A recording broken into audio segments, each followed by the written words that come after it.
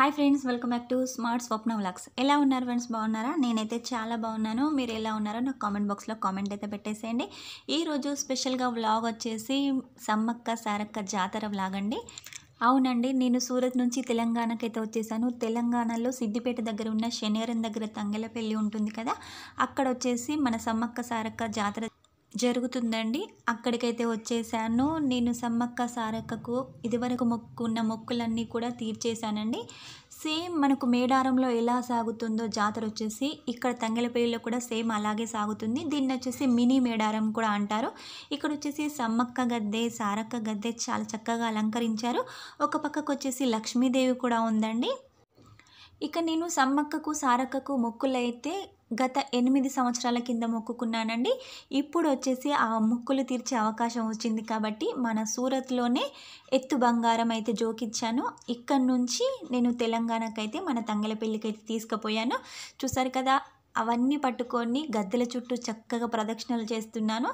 అలాగే మాతో పాటు మా అత్తమ్మ, మా యారాన్లు కూడా వచ్చారు. వాళ్ళు కూడా వాళ్ళకు సంబంధించిన మొక్కులు కూడా నెరవేర్చుకున్నారు. మా వారు చూడండి, ఎత్తు బంగారం నెత్తి మీద పెట్టుకొని చక్కగా ప్రదక్షిణ చేస్తున్నాడు.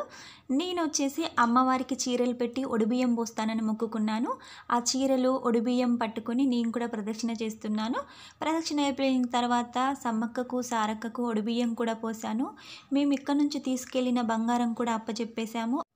గత 8 సంవత్సరాల నుంచి మొక్కులు నెరవేర్చుతామంటే నెరవేర్చలేకపోయానండి. ఈ సంవత్సరం అయితే ఆ మొక్కు అయితే నెరవేర్చుకున్నాను. చాలా హ్యాపీగా అనిపించింది. నాకు ఎలా హ్యాపీగా అనిపించిందో అలాగే అమ్మవార్లకు కూడా చాలా సంతోషంగా ఉంది అని. మా అత్తమ్మకైతే దేవుడు వస్తుందండి, అదేనండి శంకరుడు దేవుడు వస్తుంది ఒంటి మీదకి. తను కూడా ఆనందంగా ఉంది మొక్కులు నెరవేర్చినందుకని చెప్పిందండి.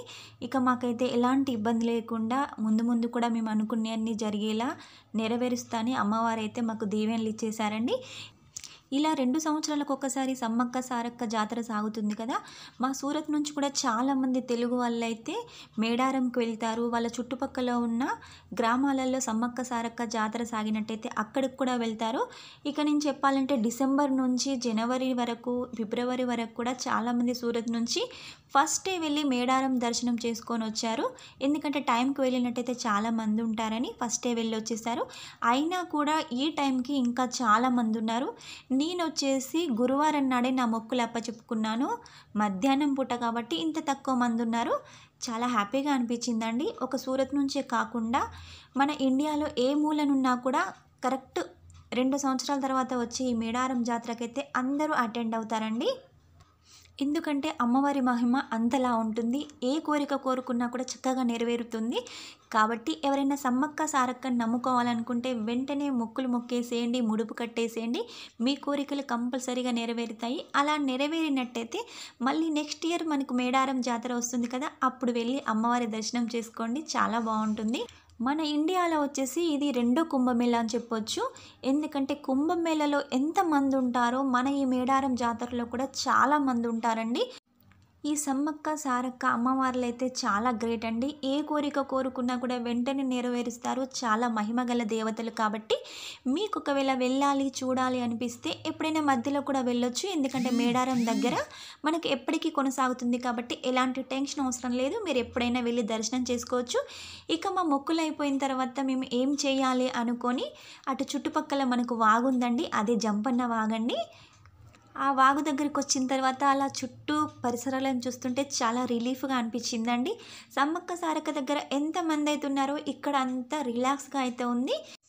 ఇంత రిలాక్స్నెస్ చూశాక, ఇంత మంచి ప్లేస్ చూశాక మనం ఫోటోషూట్ అయితే కంపల్సరీగా చేసుకోవాలి కాబట్టి కొన్ని ఫొటోస్ అయితే నేను క్లిక్ చేసుకున్నాను. చాలా బాగా వచ్చాయి.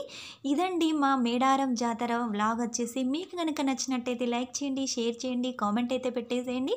మీరు కూడా సమ్మక్క సారక్క జాతరకు వెళ్ళాలనుకుంటే 2 సంవత్సరాల తర్వాత వెళ్ళాల్సిన అవసరం లేదండి. మనకు మధ్య మధ్యలో కూడా ఉంటుంది కాబట్టి మేడారంకి వెళ్ళి అమ్మవారిని దర్శించుకోండి. Take care, bye.